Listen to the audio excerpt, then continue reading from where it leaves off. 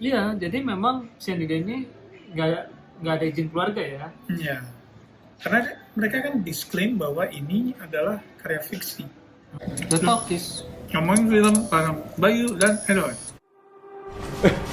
Tunggu. Sebentar, mau dibawa kemana?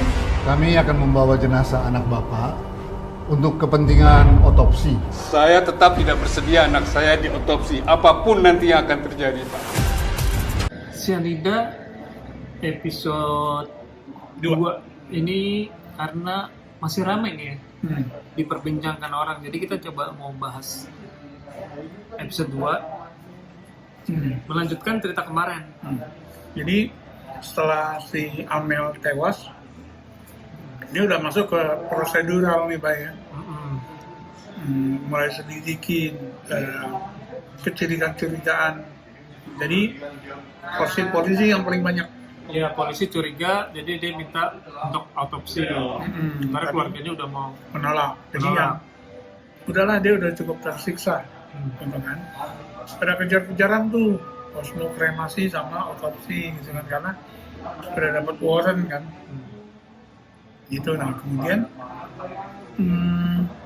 proses penangkap kecurigaan polisi terhadap Jenny, gitu ya, karena udah ada CCTV. sama ada pesan. Ada ya email-emailnya itu ya dibaca ya, yang si Jenny mengajak Amel untuk Meninggalkan suaminya. ikut gua ke Amerika aja, tinggalin suami lo. Jadi Ini ada crimes of passion ya. ya transportation. Gitu akhirnya Jenny diangkat. Cliffhanger-nya mulai masuk tokoh Jenar Maesa Ayu yang tinggal di Bali. Dia lihat berita, kemudian gua harus ke Jakarta. Saat itu juga, that's it. Buat gue nggak cukup kuat sebagai cliffhanger karena kita nggak tahu dia siapa, kepentingannya apa juga kita nggak tahu, gitu kan. Cuman sedikit penasaran aja ngapain orang gitu. Oke, gitu. Catatan lu apa Bay? Catatan gue sebetulnya ini nggak nggak kayak episode 1 yang menyita perhatian orang ya, dimana ada adegan seks di situ. Kalau ini udah ceritanya Prosedural aja ya. prosedural, melanjutkan aja polisi, jadi ya tidak ada adegan kontroversial lagi. Oke. Nah kalau gue berarti berasa banget dengan ketiadaannya adegan Agni, Jenny dan Amel. Memang ini jadi kekurangan yang mulai kelihatan di episode 1 makin menonjol. Acting para pemeran polisinya caur banget sih. Kenapa sih kalau polisi harus kaku ya? Tapi gue rasa bukan polisi yang kaku, tapi si aktornya. Tapi gue kemudian lihat gini Bang, misalnya kayak kami dari kepolisian, tiap kali ketemu saya dari kepolisian, terus udah kan mereka yang ya udah cara ngomongnya itu kan memang kaku. Tapi kalau menurut gue gini ya, kayak nggak ada empatinya kan. Orang lagi bersedih, wah kami harus otopsi, gitu misalnya. Atau yang orang lagi nangis, kami mau tanya-tanya sebentar, gitu. Terus gue mikir, tapi jangan-jangan malah mungkin ini yang mendekati realita. Tapi yang diapresiasi nggak pakai seragam polisi, detektifnya pakai seragam kayak si SI aja. Ya kan Bareskrim.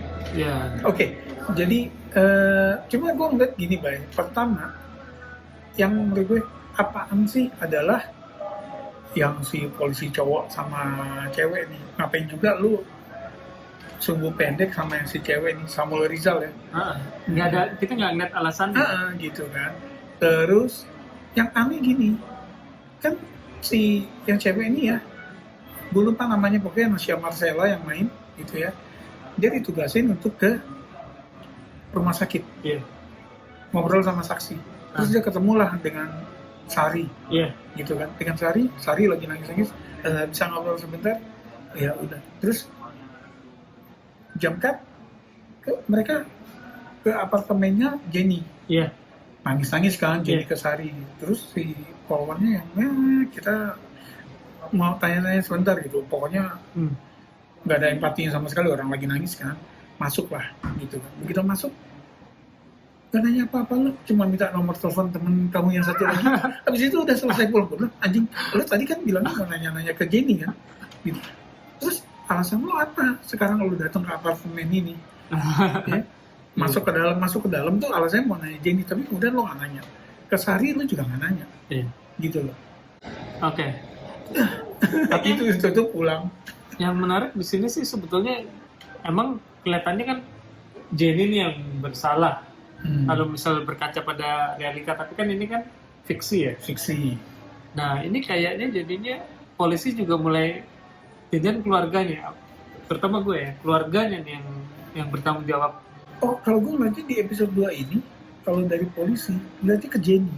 Tapi sinetron ini mulai mengarahkan penonton untuk melihat ke keluarganya. Oke, berarti gue terarahkan untuk melihat ke keluarganya. Apa yang bikin lo kayaknya ini diarahkan ke keluarganya? Iya, karena dengan yang kremasi buru-buru itu ya, terus nggak mau apapun yang terjadi. Terus sama ada adegan yang si David nih ketika di krematorium, terus dia yang ngasih laptop kan ke polisi. Nah ada satu shot si polwannya tuh yang kayak curiga gitu natapnya gitu kan ke David. Jadi itu mungkin ya maksudnya indikasi bahwa sinetron ini mulai mengarahkan keluarganya sebagai suspek juga nih. Iya. Gitu.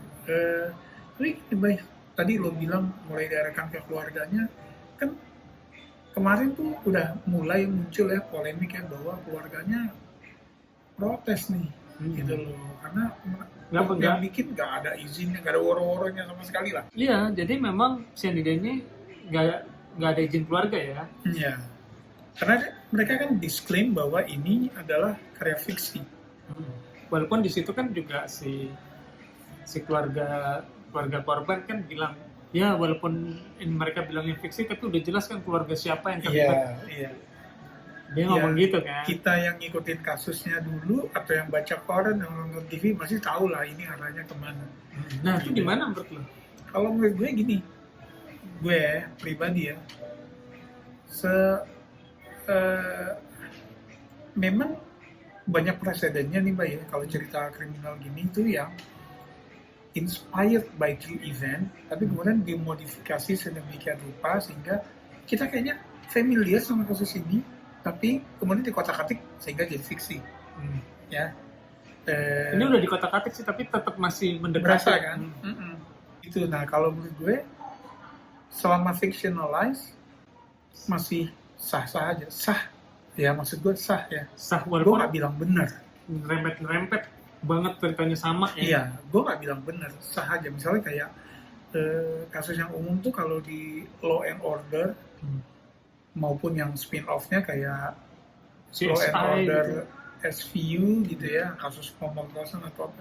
Mereka banyak tuh ngambil dari kasus sesungguhnya, tapi kemudian di fictionalize kan, gitu. Nah itu seminggu sekali kan mereka kayak gitu. Nah gitu, jadi udah banyak presidennya. Ya kalau misal yang bukan kriminal, contohnya kayak The Crown ya.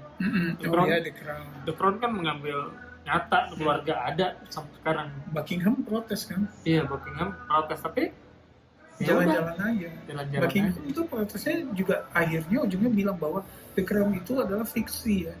Karena kenyataannya kami nggak kayak gitu. Itu jadi biasa gitu.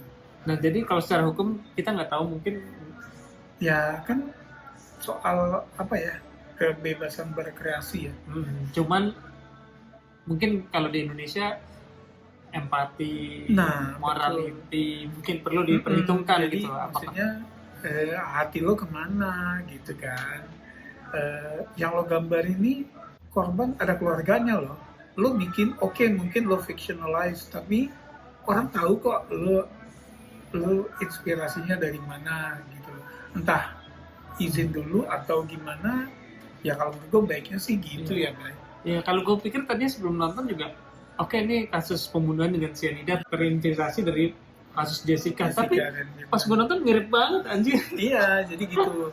Nah, kalau gue gini, ya udah lu dari skrip ini fiksi, nama karakter juga nggak ada yang sama. Misalnya kalau kayak Jessica di Australia, dia di Amerika, misalnya kayak gitu-gitu ya, fine gitu ya. Tapi mungkin perlu perhalus lagi gitu, atau memang ya lu woro-woro lah. Iya, apalagi kalau kita ngeliat episode kali ini udah mulai diarahin keluarganya ada kemungkinan bersalah juga. Jadi Jadi lebih ke wah, unflattering juga ya penggambaran keluarganya. apalagi Ya. iya keluarganya loh udah ngebarin dari pengalaman beneran, terus kita yang dicurigai nih jangan-jangan. Yang tertarik nonton episode 2 Cyanida karena adegan intim di episode pertama, ya pasti Nggak. kecewa. Nggak ada. Tapi Pasti kecewa. ada si Jennifer pakaian seksi, ada sih pas ditangkap. Berarti lu melihat hal yang sama dengan gue karena gitu Cuma berapa frame gitu ya, tapi yang berapa oh, detik. maksudnya Eye grabbing. ya gitu si Jenny ini. Iya. Oke, itu aja. Mungkin ada yang punya pendapat soal pantas gak ya? Oh iya, jadi bukan soal bener atau bukan soal sah atau enggak sah, tapi pantas apa nggak pantas? Iya, itu itu ya. sih pertanyaannya. Gitu soal kepantasan gitu. Yang punya pendapat silakan tulis di komen. Makasih udah mampir di channel kita, subscribe ya. Sampai ketemu di episode berikutnya. Salam.